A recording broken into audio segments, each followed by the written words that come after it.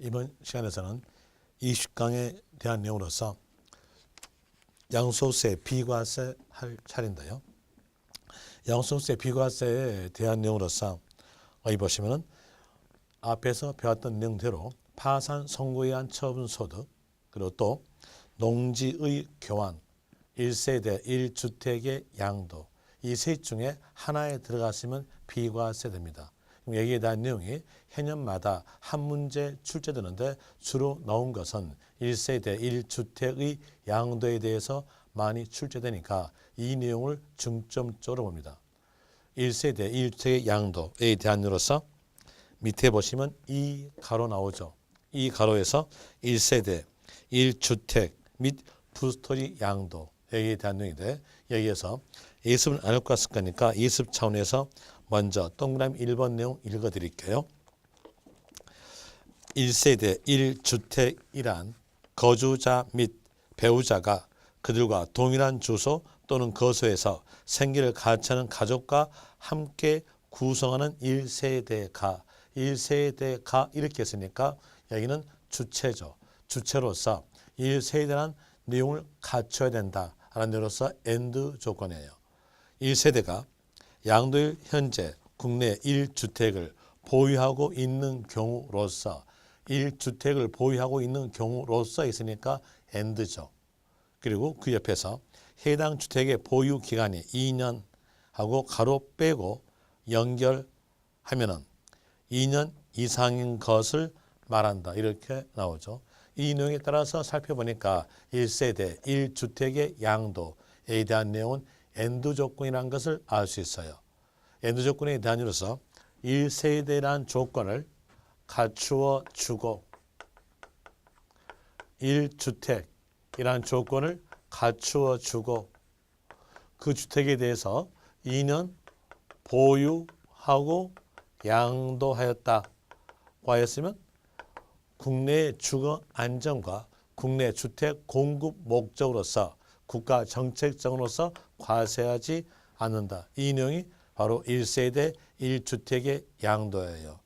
여기에서 조건에 대한 이유로서 세 가지 조건을 전부 다 갖춰야 되는 내용으로서 1세대 요건을 갖춰주고 1주택이라는 조건을 갖춰주고 2년 보유라는 조건을 갖춰주고 양도했을 때 비과세다 이렇게 되겠죠. 그러면서 이제 각 조건마다의 뜻을 적어줘요. 그 뜻에 해당이 됐을 때 그 내용에 해당이 되는 거죠. 1세대 뜻으로서는 거주자 및 배우자가 그들과 주소를 같이 하는 경우 이거 바로 세대 뜻이에요. 그럼 여기에 해당이 되면 1세대를 갖춘 거예요. 그런데 예외사항에 해당된 경우 있는데 그 예외사항에 해당된 경우에서도 1세대를 갖춘다 이렇게 나오죠. 또 1주택 여기서 1주택에 대한 내용은 양도 시점에서 국내의 1주택을 말합니다. 그럼 양도 시점에서 2주택이었다고 하였으면 여기에 들어가지 않음으로써 과세되겠죠. 그 2주택이었을 때도 1주택으로 보는 경우 해가지고 1주택의 특례가 나와요. 여기에 대한 내용은 2주택이었으나 1주택으로 보는 경우였으니까 여기 예외적 내용으로서 1주택에 들어간다 이런 내용으로 나와지고요. 그리고 2년 보유를 갖춰야 되는데 만약 조정지역 내에 있는 주택을 양도했다고 하였으면 그 주택에 대해서는 2년 보유를 갖추고 2년 거주까지 갖추었을 때에 2년 보유된 걸로 본다 이렇게 나와져요. 또 다시 2년 보유를 갖추지 않았으나 2년 보유 갖춘 걸로 보는 경우도 있어요. 그 내용으로서 2년 보유 예외사항이죠. 그럼 여기에 해당됐으면 여기에 대한 내용도 2년 보유를 갖춘다 이런 내용으로서 됩니다. 그러면서 이렇게 1세대라는 조건, 1주택이라는 조건, 그리고 2년 보유라는 조건을 다 갖추고 양도했을 때 비과세 된다 이런 뜻을 거기에서 알려주고 있는 거죠. 이 내용에 따라서 보는 것은 1세대부터 먼저 봐야 되겠죠. 먼저 1세대 뜻 봅니다. 1세대의 뜻. 1세대의 뜻에 대한 으로서는 교재 오른쪽에 나오죠. 오른쪽에서 165페이지에서 기억 1세대 뜻 나와요. 여기도 한번 읽어드릴게요. 1세대를 하면 거주자 및 배우자가 그들과 동일한 주소 또는 거소에서 생계를 같이 하는 가족 전원을 말한다. 이렇게 나온 거니까 1세대에 대한 내용은 거주자 및 배우자가 동일 주소에서 그 가족과 생계를 같이 하는 경우가 세대다 이렇게 나와져요.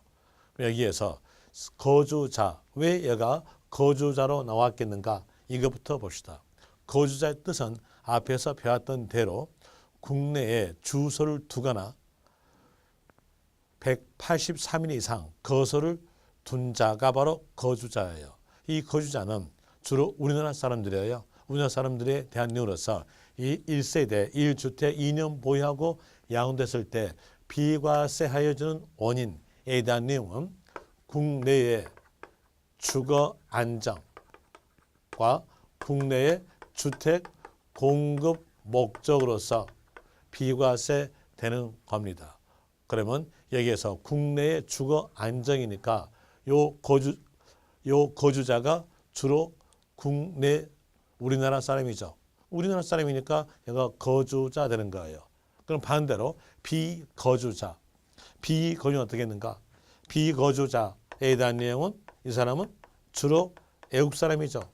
주로 외국 사람에 대해서 우리가 그게 국내 주거 안정까지 고려할 필요는 없다는 얘기예요. 그래서 여기에서 비거주자는 여기에 끼지 않아요.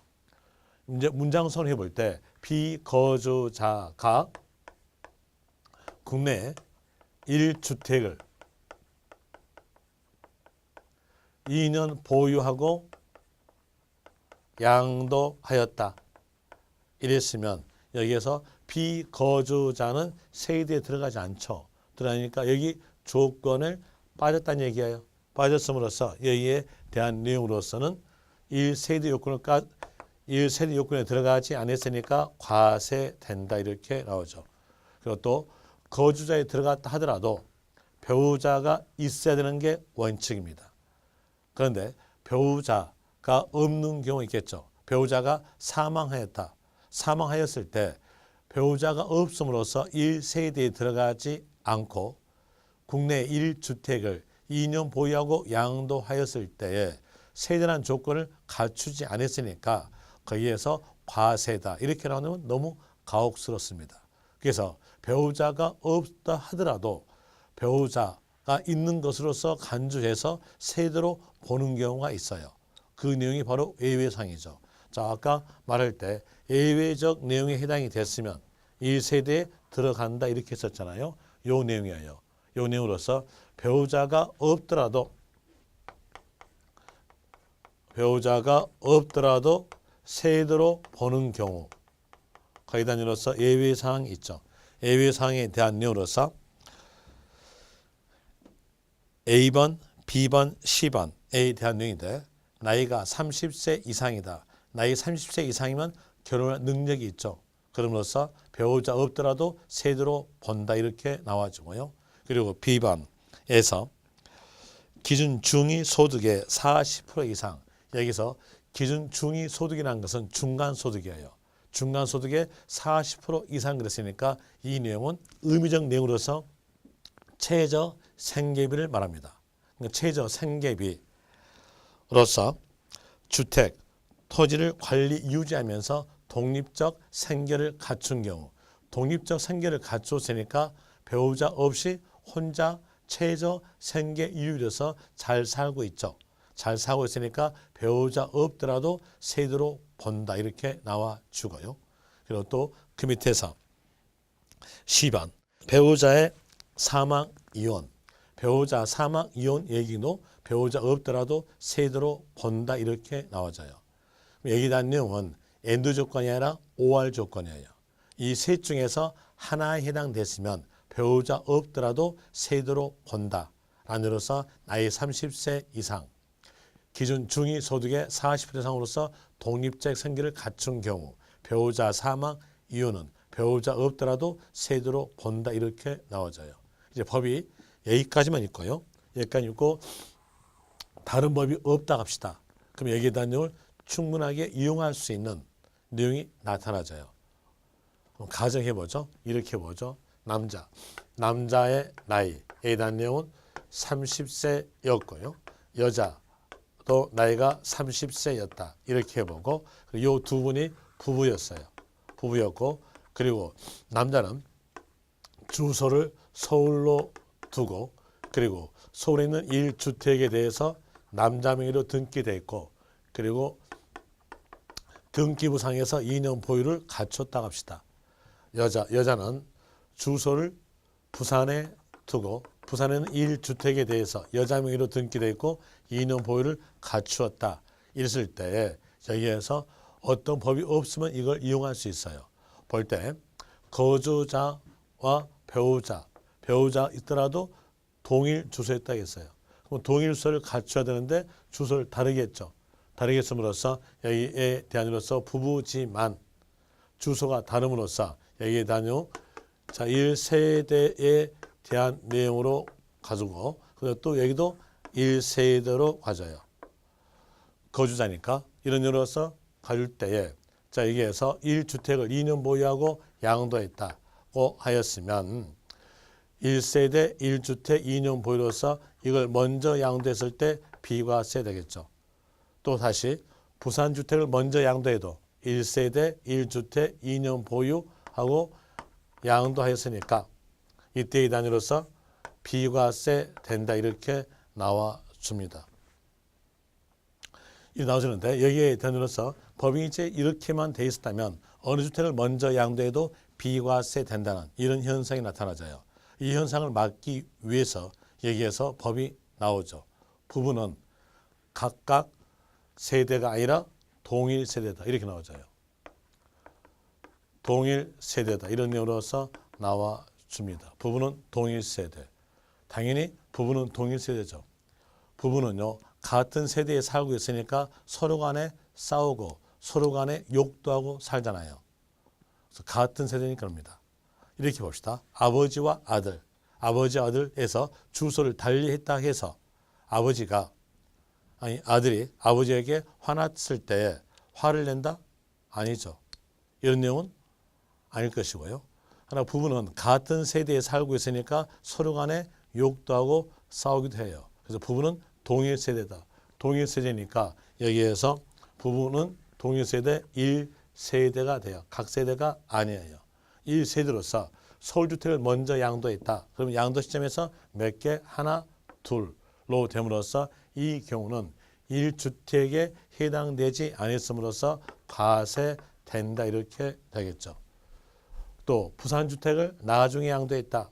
그랬으면 1세대 1주택 2년 보유하고 양도했으니까 비과세 되는 겁니다. 이렇게 해서 이 내용을 가지고 여러분들이 절세할 수가 있어요. 두 주택을 가지고 있다. 그러면 두 주택 다 양도소득세를 계산해 가지고 양도소득세가 적게 나온 것을 먼저 파세요. 전제는 고가주택이 아니다는 전제고요. 그리고 양도소득세가 크게 나온 것을 늦게 팔므로써 비과세 받는 것이 절세입니다. 이런 이유로서 하면 되는데 이제 이론상으로서 여기서 알아야 될 내용으로서는 부부죠.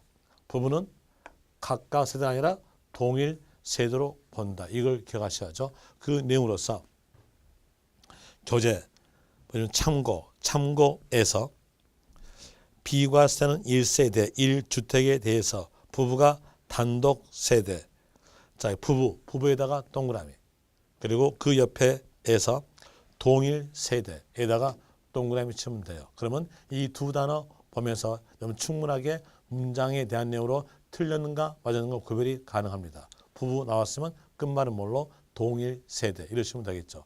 이런 이유로서 1세대 살펴봤으니까 여기서 볼 때 1세대를 갖추었다고 가정합니다. 자, 1세대를 갖추었다고 가정하고 이제 두 번째 보는 것은 1주택 봐야죠. 1주택으로 들어가는데 먼저 1주택의 뜻을 보죠.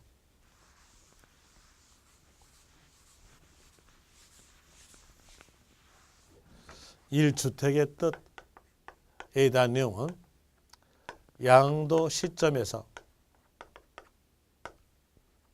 국내에 1주택을 말한다.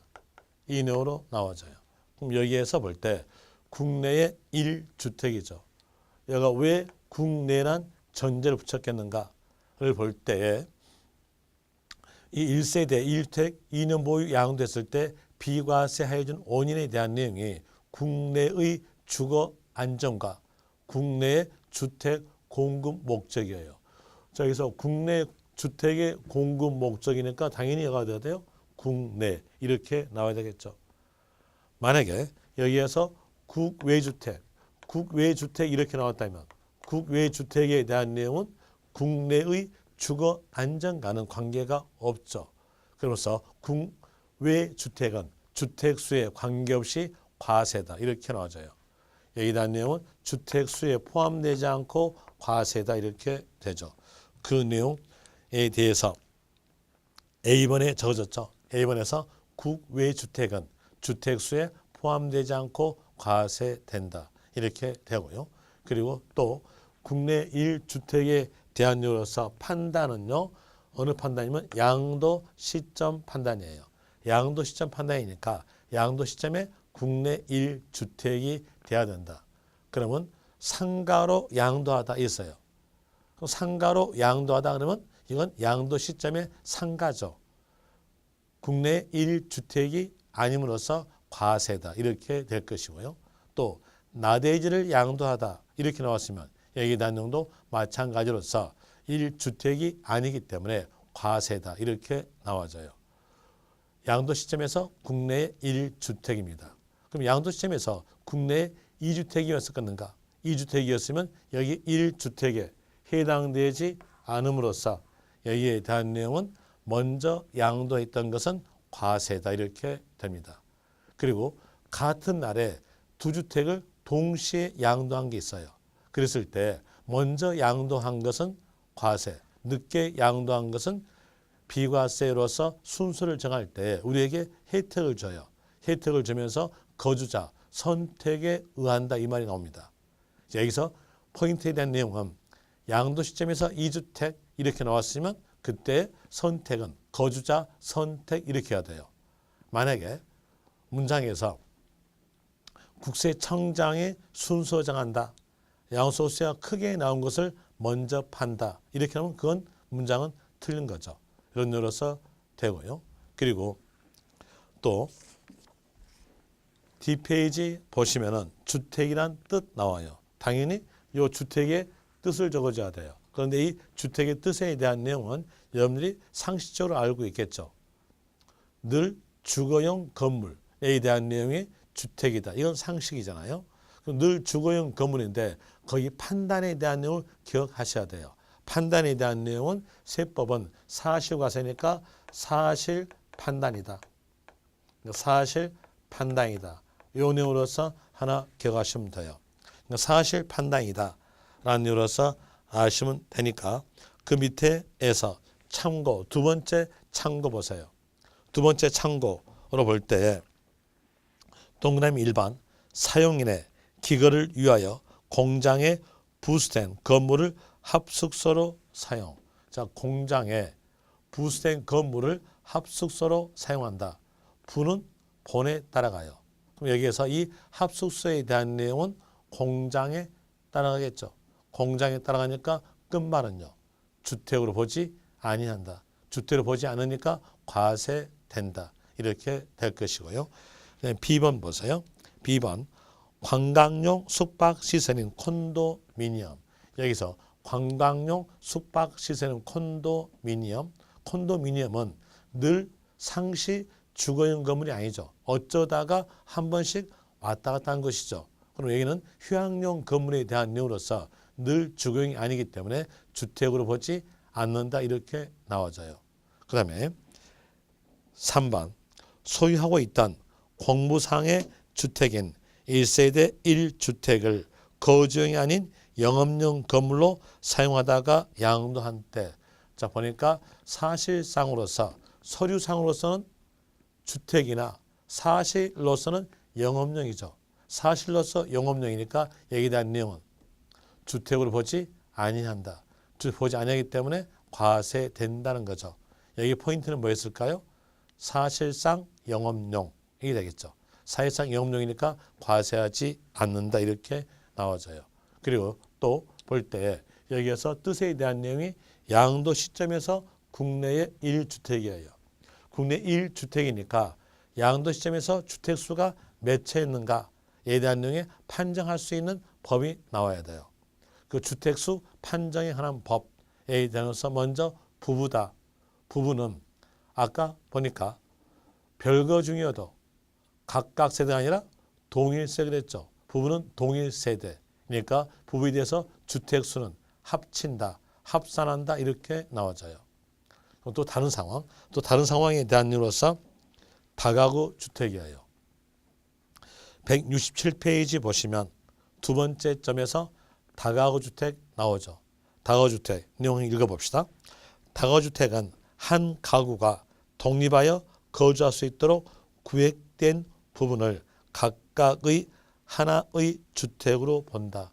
자, 여기에서 다가주택에다가 밑줄 그리고 그 옆에서 구획된 부분에다가 밑줄. 구획된 부분이란 말은 구분 등기가 되어 있다는 얘기예요. 구분 등기가 되어 있으니까 그때는 각각 하나 이렇게 나오죠.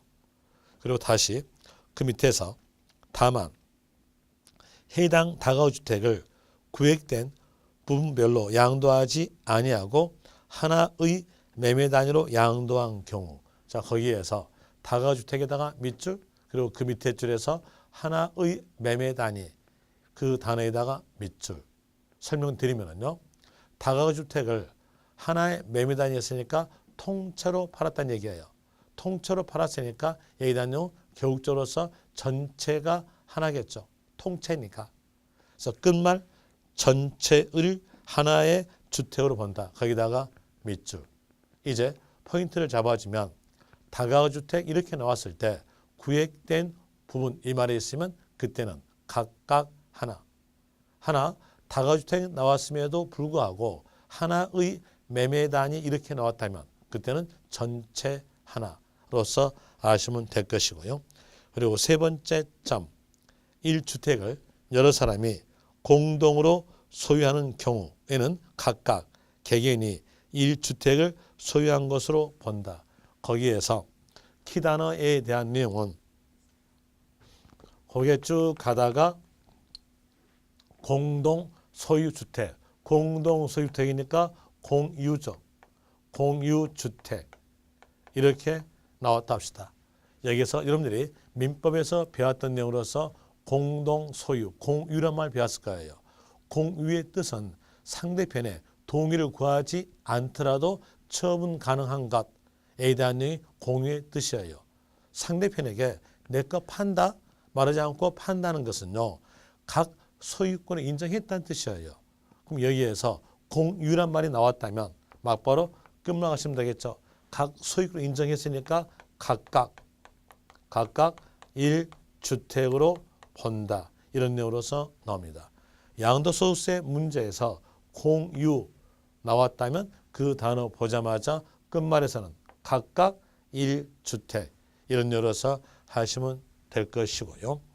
그리고 네 번째 점 매수자의 등기 지연으로 인해서 2주택 된 경우, 이 말은 주택을 2개를 소유했는데 그 2개 중에서 하나를 팔았어요.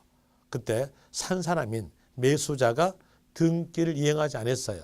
그랬으면 서류상으로서만 2개죠. 실상은요 1개다. 이 내용의 뜻이 바로 매수자 등기 지연으로서 2주택이에요. 이제 문장에서 매수자 등기 지연으로서 2주택 이 말 나왔으면 끝말 가세요. 끝말은 사실상 1주택으로서 하시면 될 것이고요. 그리고 그 밑에 줄에서 그 밑에 점에서 1주택을 2 이상 주택으로 분할해요. 분할에다가 밑줄. 양도한 경우는 1세대 1주택을 보지 아니한다. 1세대 1주택을 보지 아니한다에다가 밑줄. 또다시 그 밑에 줄 밑에 줄 보시면 거기도 마찬가지 분할 나오죠. 이 분할 나왔으니까 끝말은 1세대 1주택을 보지 아니한다 이렇게 나와져요. 설명드릴게요. 이제 키 하나 빼드렸으니까 설명드리면은 이렇게 보죠. 이렇게 한 필지가 있고요. 이 한 필지에 주택이 안착되어 있고 그리고 인접된 곳에 또 한 필지가 있어요. 이 두 필지에 대한 내용이 이렇게 한 울타리 있죠. 한 담장 안에 있다. 한 담장 안에 있으면 이 안에서 주거 생활이 이루어지기 때문에 여기를 두 필지를 다 주택 부수 토지로 봐요. 그러면서 주택 부수의 한계에 대한 이유로서는 5배, 도시적 파괴에서는 10배입니다. 그 한계에 들어가지 않았다고 가정하고요. 그러면 여기 대한 내용이 전체가 주택 부수 토지예요. 이 주택을 1세대가 다른 지역에 주택이 없는 상태에서 이걸 통째로 2년 보유하고 팔았다고 하였으면 그때에 대해서는 비과세 됩니다. 그런데 이 사람이 머리가 영리한 사람이어서 필지가 2개니까 이걸 나누어서 팔아요. 나눈다가 뭘까요? 분할. 분할하였으면 분할했던 시점에서 여기 부분은 나대지예요. 나대지니까 끝만 어떻게 될까요? 1세대 1주택을 보지 않는다는 거죠. 이런 예로서 나오는 것이고 또 다시 이렇게 보죠. 여기에서 자 이렇게 한 필지 있고요. 또 한 필지 있는데 이 한 필지에 주택 안착되어 있어요. 그러면 혹시 본체 있고 사랑채 있는 이 건물들이 있죠. 이런 이유로서 두 필지가 이렇게 한 울타리에 있다고 하였으면 이 안에서 주거 생활이 이루어질 거니까 이 두 필지를 다 주택 부수토지로 본다.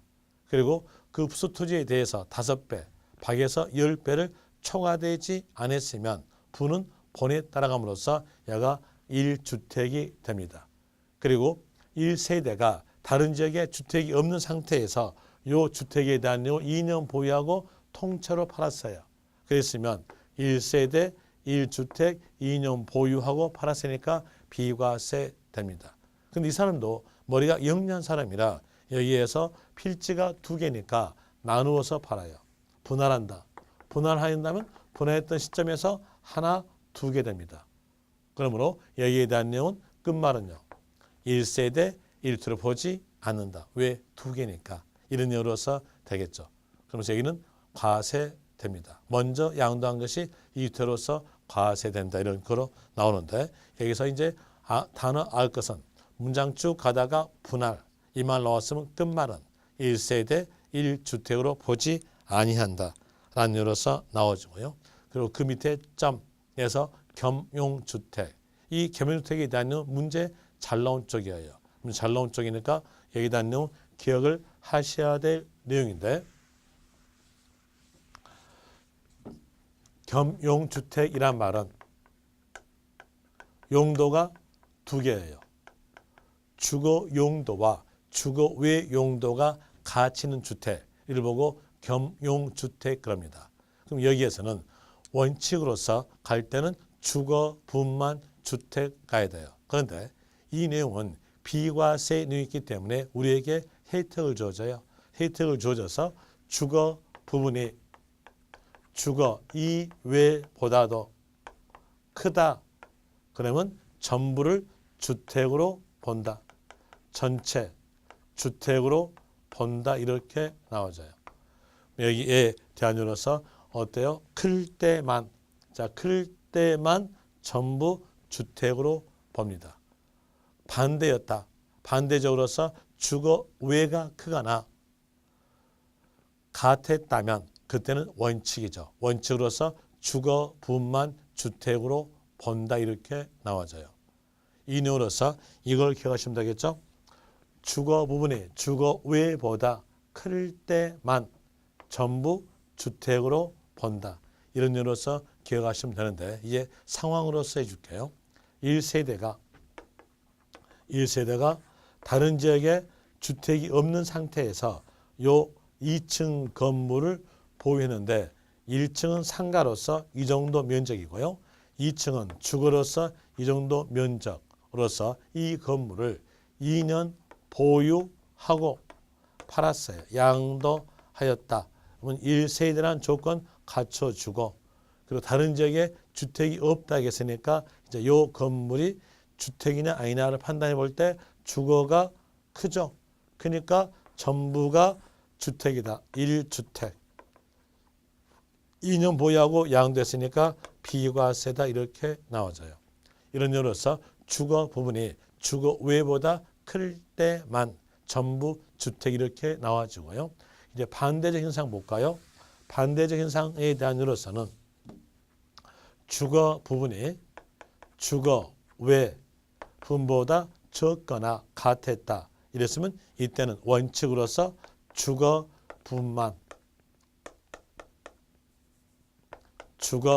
부분만 주택이다. 이렇게 나오니까 자, 2층 건물에 대한 이유로서 1층은 상가로 되어 있고 2층은 주거로서 면적이 같았다.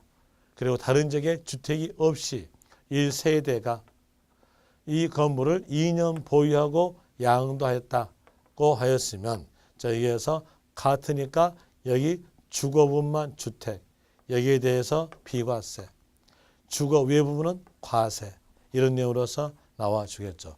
이제 기억하는 것은 양도소득세에서 겸용주택 이 말 나왔다면 그때 주거 부분이 클 때만 주택으로 본다. 이렇게 기억하시면 될 것이고요. 그리고 그 밑에 점에서 고가주택. 이 고자가 높을 고자, 가자가 가액가자. 가액 조건만 있다는 뜻이에요. 가액 조건으로서 실지 거래가 9억 초과입니다. 실지 거래가 9억 초과됐다면 이때에 대해서는 아무리 1세대 1주택에 해당됐다 하더라도 9억 초과분에 대해서 과세다 이렇게 나오죠.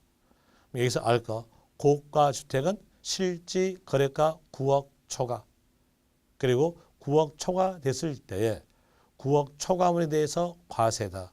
이 내용으로서 기억하시면 될 것이고 이렇게 해서 주택수 판정해 보니까 양도 시점에서 2주택이었어요.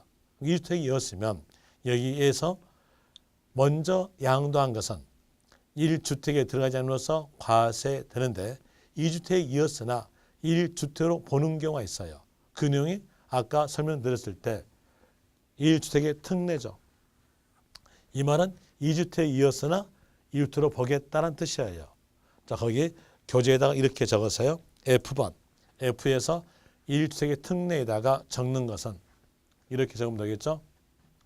2주택이나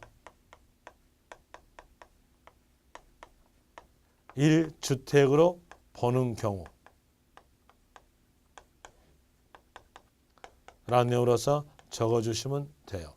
2주택이나 1주택으로 보는 경우 거기 밑에 있는 내용들은 주택이 2개였으나 1개로 보겠다는 거예요.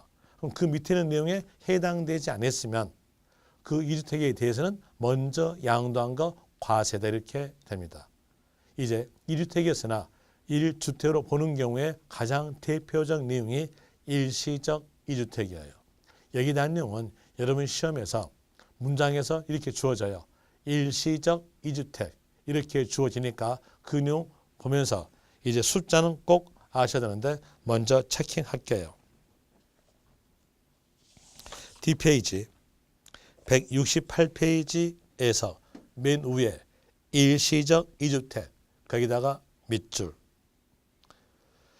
정전주택을 취득한 날로부터 1년 지난 후에다가 동그라미 다용주택을 취득하고 그 다용주택을 취득한 날로부터 3년 내에다가 동그라미 정전주택을 양도한 경우 정전주택에다가 동그라미 경우는 1세대 1주택으로 보아 여기까지 밑줄 이렇게 하게 되면 거기서 포인트가 뭐였냐 1년 경과 후 3년 내에 정전주택을 양도시 1주택 이렇게 된다는 거죠. 이제 설명을 드릴게요.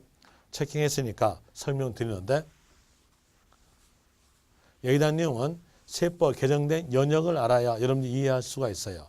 세법 개정된 연역에 대한 설명을 드리면 한 40년 전 얘기예요.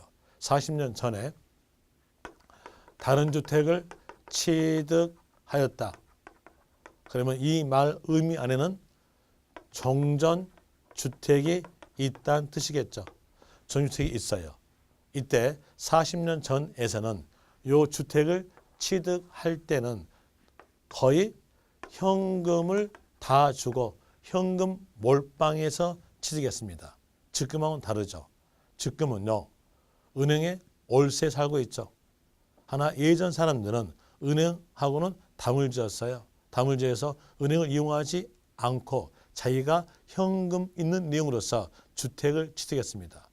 그럼 현금을 몰빵하고 주택을 취득하니까 가정에가 현금이 없어요. 현금이 없음으로써 주거가 안정되지 않죠. 국내의 주거 안정에 대한 내용으로서 있는 게 뭐였어요? 1세대 1주택 2년 보유하고 양도한 경우가 비과세적 내용으로서 국내의 주거 안정이죠. 그럼 여기 보니까 현금이 없어요. 현금이 없으니까 국내 주거가 안정되지 않아요. 그래도 현금이 호주머니에 빵빵하게 있어줘야 좀 마음이 든든하잖아요. 그럼 현금이 없으니까 주거가 안정되지 않음으로써 현금을 가출한 거예요. 현금을 갖춰라 라는 거니까 유동성을 가출한 거죠. 하나를 팔므로써 유동성을 갖춥니다. 뭘 팔까요? 종전 팔겠죠. 종전주택을 양도하였을 때는 1주택으로 본다 이렇게 나와져요. 그리고 여기는 현금을 가출한 뜻이니까 유동성을 가출한 뜻이에요. 유동성과 고정성의 구별은 학교론에서는 어떻게 할지 모르겠으나 저희 경영학 쪽은 1년 단위입니다. 1년 내에 현금을 갖췄다면 유동자산, 1년이 넘어서 현금 갖췄다면 고정자산 그래요. 그럼 여기는 현금을 갖추라고 했으니까 여기 정전주택을 팔 때 몇 년 내에 팔아라? 1년 내에 팔아라. 이렇게 되어 있었어요. 이 내용이 IMF 발생되기 전까지예요. IMF 발생되기 전까지 일시적 2주택에 대한 내용으로서 1년 내에 양도했을 때 1주택 그랬어요. 또 노부모 봉양에 의해서 2주택이었다. 노부모 봉양 하신 분들 잘 아시겠으나 저도 해봤으니까 아는데 돈이 많이 필요하죠. 그러면서 여기도 현금을 갖춰라 라는 것을 하나를 팔아라는 겁니다. 하나 팔았다. 거기다 있는 몇 년 내에 팔아라. 1년 내에 팔아라. 그리고 또 혼인에 의해서 2주택이었다. 여기도 마찬가지 1년 내에 팔아야겠어요. 이렇게 됐었는데 IMF가 발생했어요. IMF가 발생됨으로써 1년 내에 주택이 팔리지 않겠죠. IMF라는 경제적 현상에 의해서 세법이 개정이 됩니다. 여기에 대한 내용을 전부 다 1년에서 2년 내로 다 개정됐죠. 이렇게 되었었는데 이제 IMF가 극복되면서 IMF가 끝나면서 여기 일시적 2주택에 대한 내용이 사회적 현상인 투기가 나와요. 어떻게 투기가 나오냐면 주택을 팔고 비과세 받고 또 주택을 취득해서 팔고 비과세 받고 이런 내용으로서 갑니다. 이 내용으로서 하다 보니까 투기가 나온다는 얘기예요. 이 투기라는 사회적 현상을 막기 위해서 개정이 된 거죠. 이런 현상입니다. 이렇게 보죠. 자, 이 주택에 대해서 이 당시는 보유가 3년이었어요. 2년 보유된 시점에서 다른 주택을 취득해요. 취득하고 취득한 날로부터 2년 내에 요가 종전됨으로써 종주택을 양도했으면 1주택 됩니다. 1주택 2년 보유, 2년 보유. 3년 이상 됐음으로써 비과세. 비과세 받자마자 또 다시 주택을 취득해요. 취득해서 2년 내에 얘가 종주택을 양도했으면 1주택. 그리고 여기 3년 이상 됐으니까 여기도 비과세. 비과세 받자마자 또 주택을 취득해서 이걸 또 판다는 얘기예요. 이렇게 해서 비과세 받습니다. 이런 내용으로서 혼자만 알고 있으면 될 건데 우리의 국민적 심리는 자랑 심리가 있어요. 자랑 심리로서 포를 크게 떠서 자랑합니다. 자랑하니까 상대편은 그런 게 있구나 하면서 자기도 이렇게 하면서 그 사람도 자랑합니다. 그러면 모든 사람들이 그 내용을 행하게 됨으로써 투기가 나온다는 얘기죠. 이 투기적 내용을 배제하기 위해서 여기에 대한 내용은 일석이주택에 대해서는 2년 내에서 1년 내로 개정이 됩니다. 그리고 노부모 봉양에 대한 내용과 혼인에 대한 내용은 투기적 내용이 없었기 때문에 그대로 2년 내 이렇게 뒀어요. 여기까지가 노무현 대통령 때까지입니다. 그리고 이명박 대통령을 업을 때에 이명박 대통령 때는 주택 경기가 침체됐어요. 주택 경기를 활성화시키기 위해서 여러 환경을 썼는데 이명박 대통령은 자기 눈대로 정책을 풀어요. 눈 머리가 어때요? 조그맣잖아요. 박근혜 대통령은 눈이 크잖아요. 눈이 크니까 그 큰 눈 그대로 왕창 풀었어요. 왕창 풀어놓으니까 규제를 왕창 풀어놓으니까 주택 경기가 살아났잖아요. 그런데 이명박 대통령은 자기 눈대로 풀어. 눈대로 조금씩 푸니까 주택 경기가 안 살아났어요. 제일 먼저 푼 것이 이걸 먼저 풀었죠. 여기에 대한 내용으로서 여가 1년 내 일수일투택에 대한 내용이 1년 내로 되는데 이걸 먼저 풀면서 3년 내에 종전주택을 양도하라 이렇게 풀었어요. 그런데 법이 이렇게만 있다고 치면은 여기에 대해서 투기가 나옵니다. 어떻게 투기가 나오냐면은 자, 주택을 취득하여서 막바로 취득하고 3년 내에 판다. 그러면 여기에 사이 간격이 없어요. 이 사이 간격이 없음으로써 여기에서 투기가 나온다는 얘기예요. 이 투기적 내용을 막기 위해서 사이 간격을 둬요. 1년 경과 후. 1년 경과 후 다른 주택을 취득해서 몇 년 내에 판다? 3년 내에 판다. 무엇을? 종전주택을 이렇게 나오죠. 그리고 노부모 봉양, 혼인에 대한 내용으로서는 몇 년으로 되냐면 5년 내 양도시 1주택으로 본다. 이렇게 해놨어요. 그런데 이번에 노부모 봉양에 대한 내용이 또 개정이 되죠. 개정이 되면서 여기에 대한 내용은 10년 갑니다. 10년 내에 주택 양도시 1주택으로 본다. 이렇게 나와주고 혼인에 의해서 2주택 된 건 그대로 또 5년입니다. 5년 내 이런 내용으로서 나오죠. 그럼 여기에 대한 내용으로서 이제 충분히 알 수 있겠죠.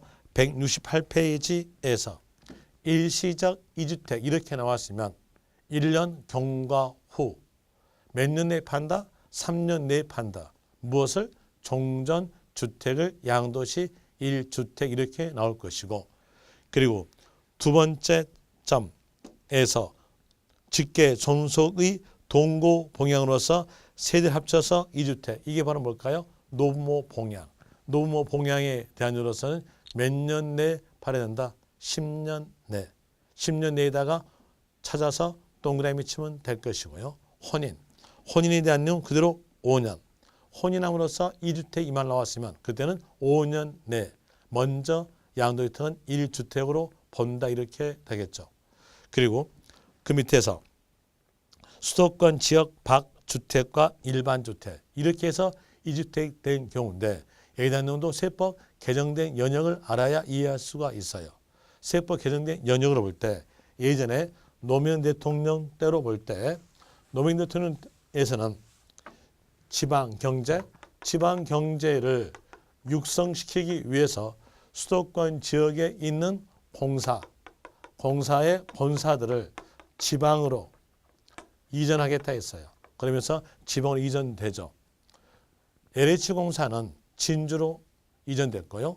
국민연금은 전주로 이전됐고 그리고 울산으로서는 한국산업인력공단에 대한 내용이 울산 갔고요. 그리고 또 대구로서는 한국감정원이 대구로 갔어요. 이렇게 지방으로 각 공사가 이전됩니다.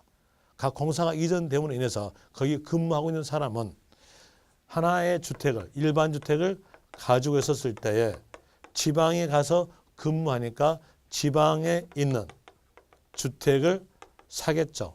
그러면서 2주택이 됩니다.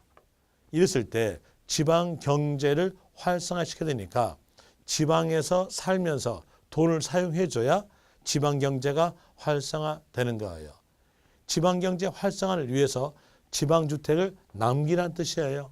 남기란 뜻으로서 일반 주택을 먼저 양도하였다면 이 주택은 없는 것을 본다. 몇 주택? 1주택으로 본다. 이렇게 나왔어요. 아무 때나 일반 주택을 먼저 양도했으면 1주택으로 본다. 이렇게 하여졌음으로 인해서 이제 사람들은 기대 심리가 있어요. 기대 심리로서 일반 주택의 가격이 오르면 팔으리, 어차피 비과세니까 오르면 팔으리 이렇게 하면서 계속 안 팔았어요. 안 팔게 되니까 주택 경기가 어때요? 침체되겠죠. 그 침체된 것을 막기 위해서 이명박 대통령 때 여기서 개정을 내려요. 개정 내린 것이 여기에서 몇 년 내에 팔아라? 3년 내에 팔아라. 무엇을? 3년 내에 팔아라. 무엇을? 일반 주택을. 인용이겠죠. 3년 내에 파는데 부득이한 사유 해소된 날로부터 3년 내 양도 이렇게 나와져요. 그 부득이한 사유가 치약상, 근무상, 요양상입니다. 이제 체킹합시다. 체킹에 대한 이유로서 근무상 밑줄, 그 옆에서 요양상 밑줄, 그리고 치약상 밑줄 치세요. 치약상 형편에 대한 이유로서도 마찬가지. 원주시입니다. 원주시는 인구 대비해서 대학교가 많아요. 인구 대비해서 대학교가 많으니까 거기를 보고 교육도시라 그래요. 그럼 여기에 대한 내용은 어느 형편일까요? 치약상이겠죠. 치약상 형편으로서 되고, 그 다음에 근무상은 아시겠죠. 요양상, 대구시는 의료도시로서 발전하고 있어요. 발전하니까 거기에 대한 내용 요양상 되겠죠. 여기서 조심하실 점, 사업상이 아니에요. 사업상 아니다는 거 그 내용 조심하시고요. 그리고 또 부득이한 사유 해소된 날부터 몇 년 내, 3년 내에다가 동그라미. 그리고 종전 주택 3년 내 동그라미 치고 일반 주택 양도시 1주택, 일반 주택 양도 거기다가 동그라미.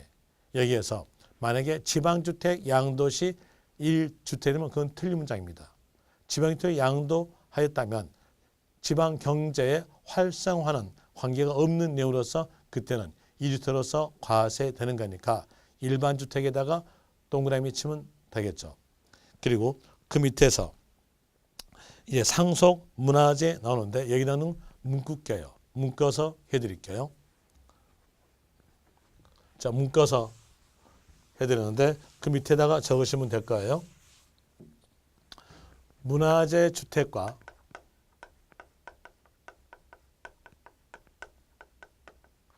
일반 주택. 자, 이랬을 때 국가 정책상으로서는 문화재는 보존해야겠어요. 문화재를 보존하기 위해서 일반 주택을 먼저 양도했다면 문화재 주택은 없는 걸로 봐져요. 없는 거니까 몇 주택? 1주택으로 본다 이렇게 나오겠죠.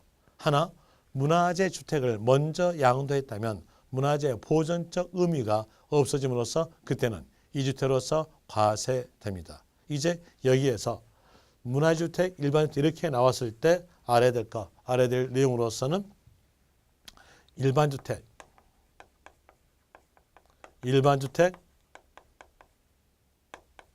먼저 양도시 1주택으로 본다. 인으로서 아시면 되겠죠. 그리고 또 상속주택과 일반주택 이렇게 해서 2주택이었다고 하였을 때 상속주택은 아버님 때의 주택이니까 일반주택을 양도했을 때 없는 걸로 봐져요. 몇 주택입니까? 1주택으로 본다 이렇게 나오죠. 하나, 상속주택을 먼저 양도했으면 그때는 2주택으로서 과세입니다. 이제 여기서 알 것, 상속주택과 일반주택 이렇게 나왔으면 여기다 내용 일반주택을 먼저 양도시 1주택으로 본다 이렇게 나오죠. 그럼 포인트는 뭐였을까요? 일반주택. 일반주택을 먼저 양도시 1주택 이렇게 나와져요. 그리고 그 밑에서 농어촌 주택과 일반주택 여기를 보는데 농어촌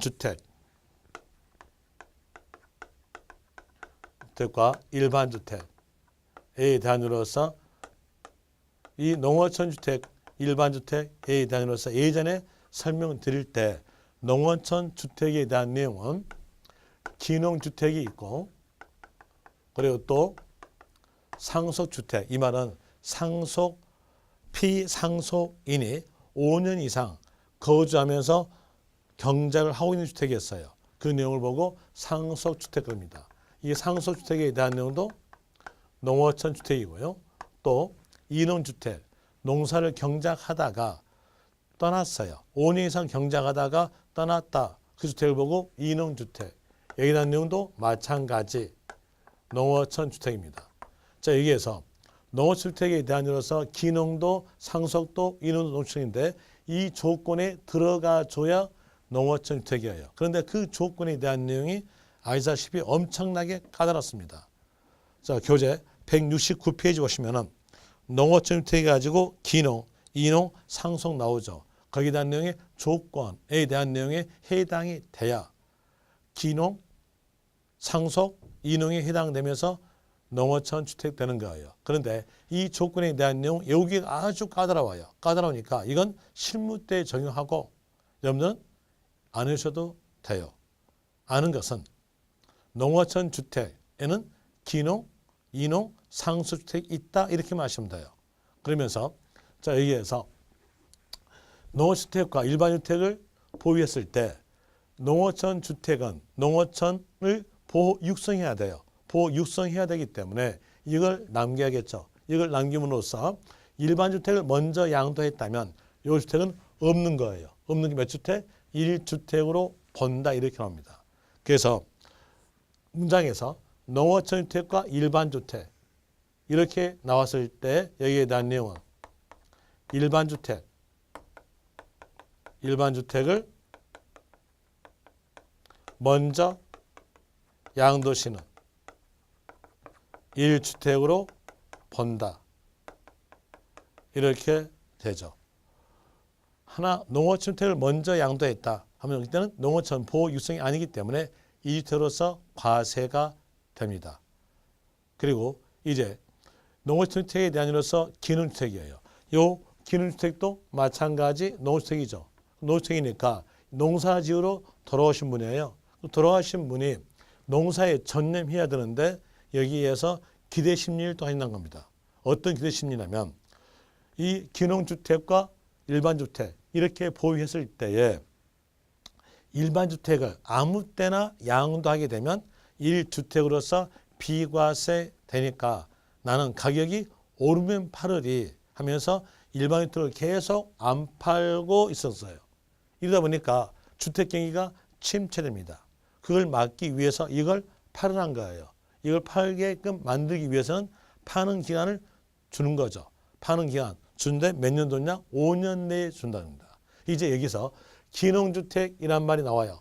기농주택과 일반주택 이렇게 나왔다면 그때는 5년 내에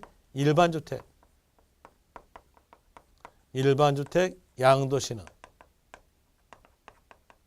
1주택으로 본다. 이런 내용으로서 아시면 될 것이고요. 그리고 뒷페이지로 가셔서 이렇게 해서 1주택까지 봤어요. 자, 1세대 갖추어졌고 1주택 갖추어졌고 이랬으니까 마지막으로서 2년 보유를 갖추고 1주택으로 양도시 비과세겠죠. 그러면서 2년 보유 갑니다. 2년 보유에 대한 이유로서 170페이지 보시면 디귿 보유 기간 나와요. 자, 먼저 읽어드리면 주택의 보유 기간이 2년 이상인 경우에 가로 빼고 연결한다면 1세대 1주택으로 비과세된다. 이 말은 1세대 요건 갖춰졌고 1주택 요건 갖추어졌으니까 2년 보유를 갖추었을 때 비과세된다 이 뜻이에요. 그리고 조정 이제 가로 가십시다. 가로에서 조정지역. 조정지역이란 단어부터 알려줄게요. 조정지역. 조정이니까 가격을 조정할 수 있는 지역이에요. 주택의 가격이 가격이 상승돼 있어요. 상승돼 있으니까 주택 가격을 내리기 위해서 조정하겠다는 지역이에요. 그럼 여기는 주택 가격이 상승된 지역에 대해서 가격을 조정시켜야 되니까 그 내용을 보고 조정지역 그러죠. 서울 어떻습니까?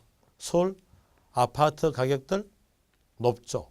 높으니까 가격을 조정하겠다라는 이유로서 서울시는 조정지역에다가 다 포함시킵니다. 그리고 경기도 일부 포함되고요. 부산에서 해운대구 포함되고 연제구, 금정구 이렇게 포함이 되죠. 또 다시 행정도시에 대한 내용으로서도 포함을 시켜줍니다. 이렇게 하는데 이 조정지역에 대한 내용의 시를 전부 다 출제자가 외울 수가 없어요. 외울 수가 없으니까 단어 그대로 줘요. 그대로 주니까 조정지역이라는 단어가 있다면 그때는 2년 보유 기간 중에 2년 거주다. 다시 조정지역이라는 단어가 없다면 2년 보면 된다. 이런 일로서 하시면 돼요. 그럼 이제 문장선 해볼까요?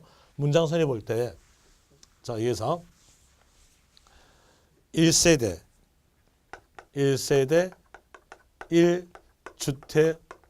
1주택으로서 조정지역 내 있는 그 1주택에 대해서는 2년 보유하고 양도하였을 때 1주택으로 본다. 이렇게 문장이 있다 합시다. 여러분한테 예외적 내용은 예외적 관련 단어가 있어야 그 상황 나온다겠죠. 그 내용이 아니다면 다 원칙입니다. 그럼 여기에서 조정지역이라는 말이 없이요. 이 말이 없이 1세대 1주택으로서 그 주택을 2년 보유하고 양도했다. 이랬으면 이때는 비과세 됩니다. 그런데 여기서 어떤 말이 있어요? 조정지역 내 이 말이 있죠. 이 말이 있으니까 여기는요. 2년 보유 기간 중에 뭐 했어야 돼요? 2년 거주를 갖춰줘야 비과세 된다. 이렇게 돼요. 그럼 포인트 아시겠죠? 조정지역 이 말이 있으면 그때는 2년 거주까지 갖춰야 된다. 조정지역은 단어가 없으면요. 2년 보유만 하면 된다. 이런 이유로서 구별하시면 될 것이고요. 그리고 또 보유기간. 보유기간이라는 말은 소유기간이라는 말과 같은 말이에요. 소유기간이니까 취득하였어야 소유가 됨으로써 취득일로부터 양도일까지 기간을 말한다. 이렇게 나와주고 거주기간. 거주는 사는 거죠. 사는 거니까 주민등록표 상에서 전입일로부터 전출일까지 기간을 말한다. 이렇게 나와져요. 그리고 그 밑에서 박스 안에서 적어진 내용으로서 읽어드리면 거주기간 또는 보유기간을 계산함에 있어서 다음 각 A, B, C 기간은 통산한다. 통산이라는 말은 합친다는 뜻이에요. 이제 보유기간과 거주기간에서 합친다. 합치는 경우에 대한 내용 A, B, C 경우인데 여기에 대한 내용으로서 문장이 기니까 그 내용을 압축하여 봐야 여러분이 이해할 수가 있어요. 먼저 적어보고 봅시다. 보유기간 또는 거주기간에 대해서 합치는 경우, 통산되는 경우로서 볼 때 같은 주택이니까 합칩니다. 당연히 같은 주택이니까 합치겠죠. 어떤 말이냐면 주택을 멸실하여서 재건축한다. 그럼 멸실해서 재건축하였다면 여기에 대한 내용이 같은 주택이죠. 같은 주택이니까 보유기간 통산한다. 보유, 거주, 통산한다. 이렇게 나올 것이고요. 그리고 또 같은 사람이에요. 같은 사람이니까 당연히 보유, 거주, 기간 통산한다. 이렇게 나오겠죠. 거기에서 설명드리면 비거주자가 거주자로 전환됐어요. 전환됐다. 이랬으면 저 비거주자 주로 외국 사람이 우리나라에 들어와서 183일 이상 거주를 두고 있어요. 그러면 거기로 전했으니까 같은 사람이죠. 같은 사람으로서도 보유기간 통산되는데 이 내용은 보유 3년이에요. 이것만 보유 3년. 나머지는 다 보유 2년입니다. 이런 일로서 되는 것이고, 그리고 같은 세대니까 합치는 거죠. 동일 세대로서 합치는데 이때에 대해서는 상속인 경우에서만 해당됩니다. 증여 아니에요. 동일 세대. 그럼 이제 볼 때 상속 단어 나오고 뒤에가 동일 세대 말이 나왔으면 끝말은요. 보유기간 통산한다. 이렇게 아시면 되겠죠. 조심하실 점으로서는 증여는 해당 사항이 없다는 거. 상속이라는 거. 그런 일로서 아시면 되고, 이렇게 해서 2년 보유를 갖춰야 되는데 2년 보유를 갖추지 않았다 하더라도 2년 보유로 보는 경우에 예외사항이 있어요. 이 예외사항은 문제에 잘 나온 쪽이니까 이거 꼭 기억하세요.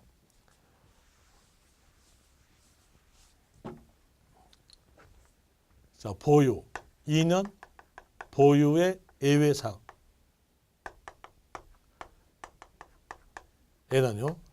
예단 내용은 조정지역이 있다 하더라도 2년 거주를 갖추지 않았다 하더라도 여기에 해당됐으면 2년 보유 해당되는 경우로 됩니다.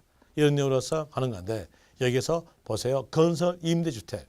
건설 임대주택은 일반적으로 5년 거주하고 취득하여서 2년 보유하고 팔았다. 그러면 총괄 몇 년 걸려요? 7년 걸려요. 너무 길어요. 너무 기니까 여기에 대한 내용은 5년 거주만 하였으면 2년 보유된 것으로 보겠다. 이런 내용의 뜻으로서 된 것인데, 거기에 대한 내용이 한 문장으로서 7줄이에요. 그 7줄 내용은 전부 다 기억할 수 없으니까 간결하게 키단으로서 기억하시면 돼요. 문장 쭉 가볼 때 거기에서 건설, 임대, 주택 이 말 나왔으면 막바로 뒤에서 5년 거주라는 단어가 있었을 때 끝말은 보유, 거주, 제한받지 않는다. 조정지역이 있다 하더라도 보유, 거주, 제한받지 않는다. 이렇게 나옵니다. 그리고 수용된다. 수용된다 그러면 당연히 수용된 거니까 2년 보유 갖추지 않는다. 이런 의미로서 되겠죠. 그래서 수용 단어가 있으면 그 단어 보자마자 2년 보유 갖춘 걸로 보겠다로 하시면 되고, 그리고 해외 이주. 해외 이주 되었으면 여기에 대한 내용은 조건을 둬요. 조건에 대한 내용으로서 출국일로부터 2년 내 양도. 이 조건까지 갖춰주면 2년 보유된 걸로 본다. 이렇게 나오죠. 그리고 또 1년 거주 된 내용으로서 치약상 형편 아니면 요양상 형편 아니면 근무상 형편으로서 세대 전원이 다른 시군으로 이주하였으면 2년 보유된 걸로 본다. 이렇게 나오는데, 거기에서 세대 전원 이주란 말은 여러분 시험에서 맞게 주어져요. 맞게 주니까 형편 잘 보세요. 형편에 대한 이유로서 여기에서 치약상, 요양상, 근무상 형편이에요. 조심하실 점, 아까도 말씀드렸지만 사업상은 아니라는 얘기죠. 사업상은 아니다. 사업상은 2년 보유를 갖춰야 됩니다. 조정지역에 있었다면 2년 보유 기간 중에 2년 거주까지 갖춰야 되는 내용이 사업상이죠. 또 다시 치약상, 근무상, 요양상 나왔다 하더라도 1년 거주 이 말이 꼭 있어야 돼요. 이 내용이 바로 2년 보유 기간의 예외적 내용입니다. 이러한 내용으로서 전부 다 살펴봤으니까 이제 여기에서 이걸 볼 때 1세대 예외에 해당이 되고 1주택의 예외에 들어가지고 2년 보유 예외 사항에 다 들어갔을 때 세 개를 갖췄으니까 비과세되는 내용, 이 내용으로서 한번 연결시켜 볼게요. 연결시켜 볼 때 이렇게 보죠.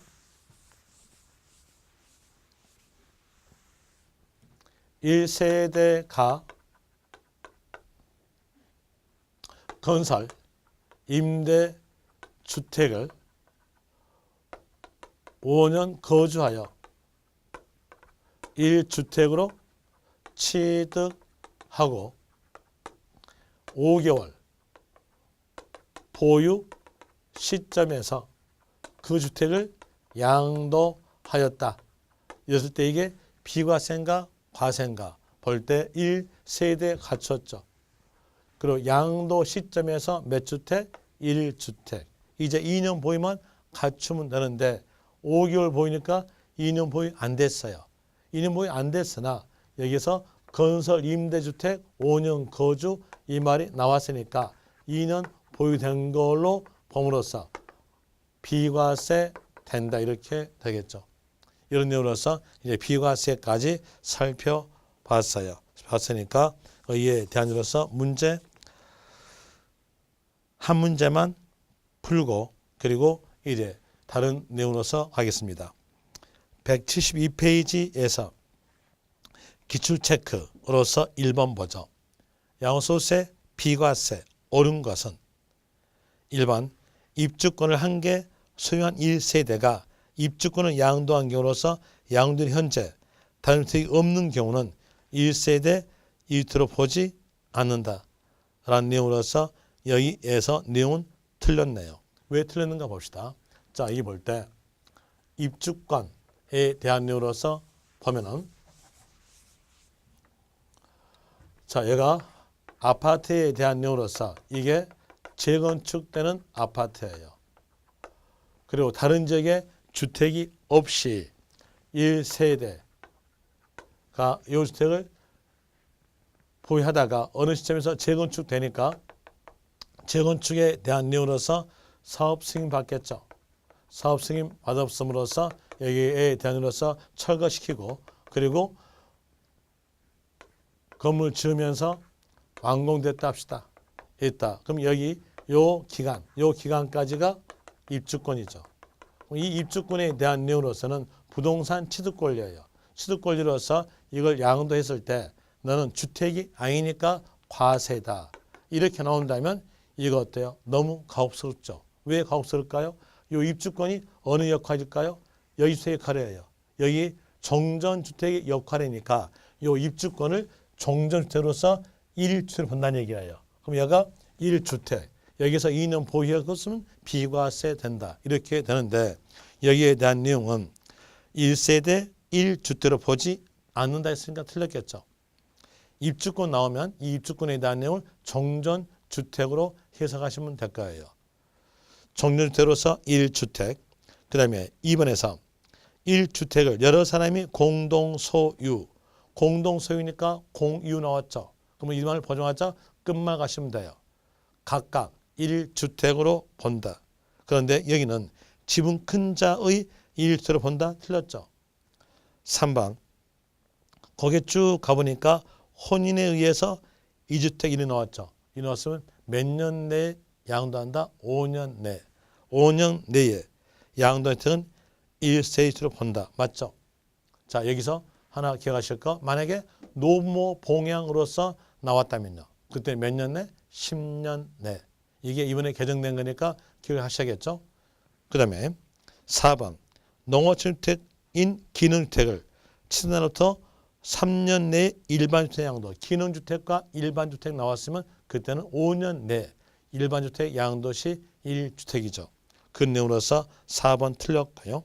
그리고 5번. 부부 나왔죠? 부부 나왔으니까 여기에 대한 내용으로서는 1세대다 아니면 각각 세대다. 1세대, 동일세대.